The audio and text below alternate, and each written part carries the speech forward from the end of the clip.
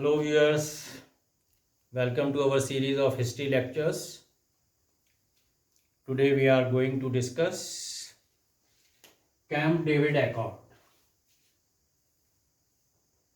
also known as the Egyptian-Israeli Peace Accord, which was signed in 1978 and 79.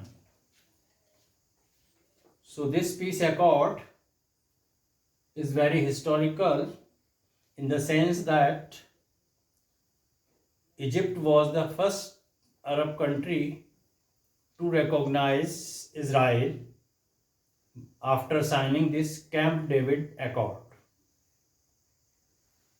So, before discussing the main terms of this accord, we should discuss what were the reasons of signing this peace accord. What were the circumstances which led to signing of this peace accord? So, as we discussed earlier, after so many attempts to defeat Israel, Egypt and other Arab countries together, they attacked several times. They attacked in 1948-49, then Suez War, then Six-Day War in 1967, Yom Kippur War in 1973. These Arab countries failed to defeat Israel, and every time they were defeated.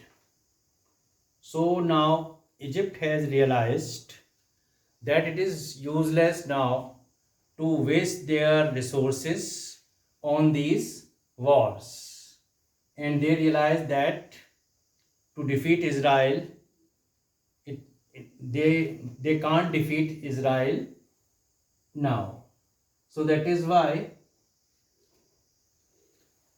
Anwar Sadat, who was the president of Egypt, he became convinced that Israel cannot be destroyed by force. They are not in position to defeat them.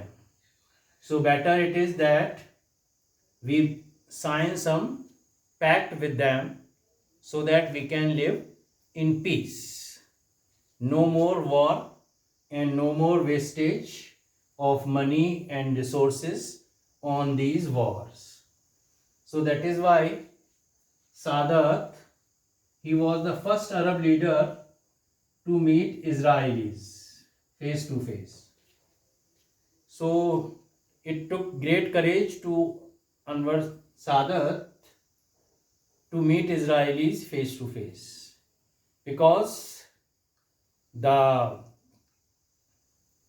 Palestinian Liberation Organization and the Arab countries like Iraq, Syria, these aggressive Arab nations, they were totally against signing of any peace accord with them, recognizing Israel, or meeting them for any peace negotiation. So it was very difficult for any Arab leaders to move forward and to have peace negotiation with them.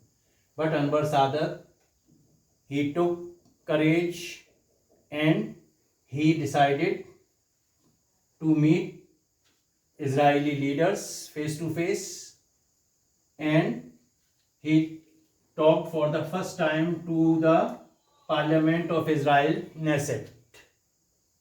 So for the first time, any Arab leader, he visited Israel and addressed the Parliament of Israel.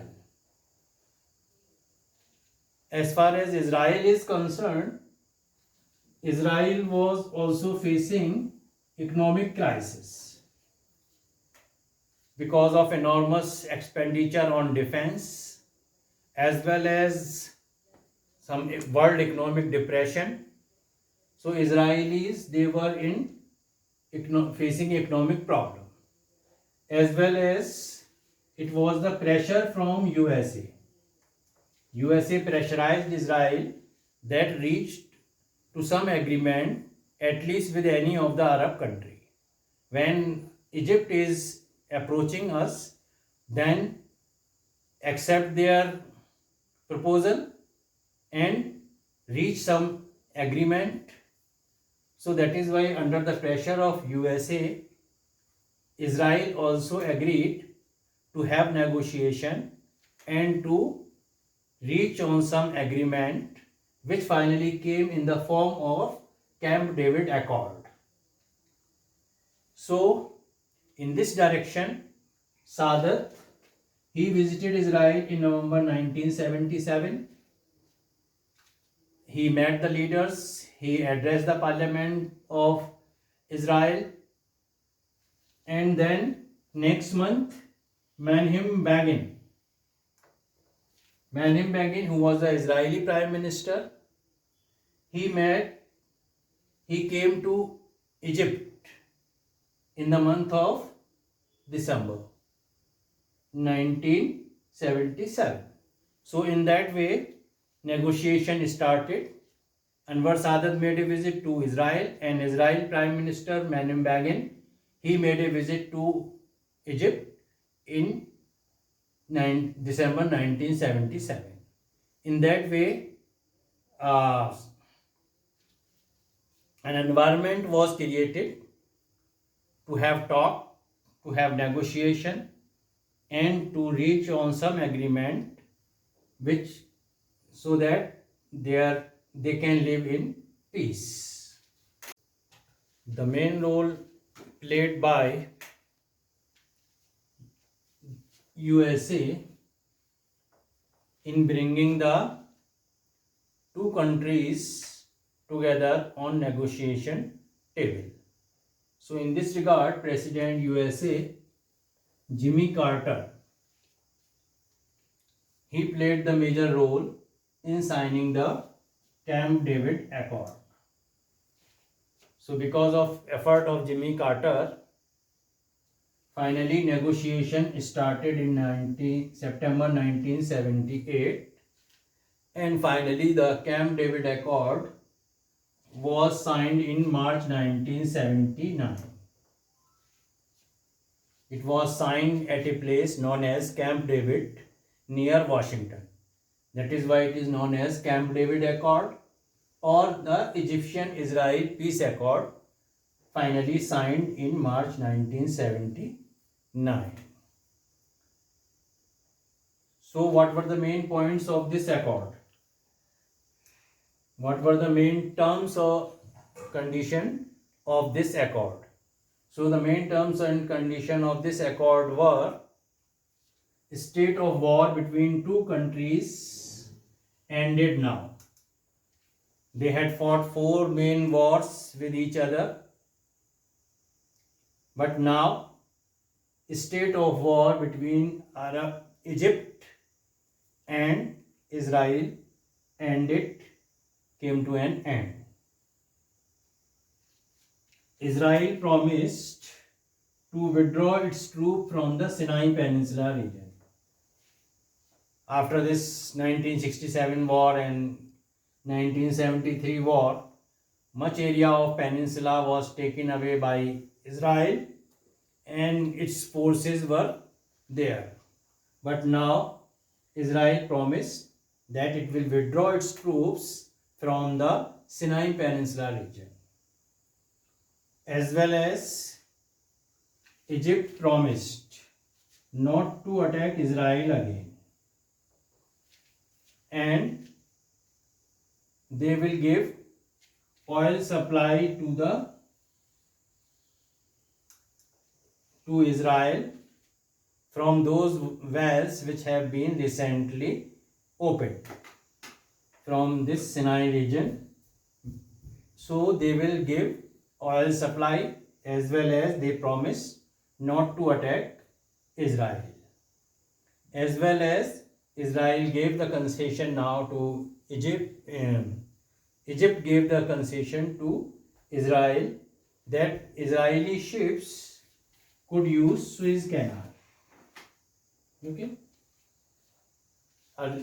Till now, Suez Canal was not opened for Israeli ships.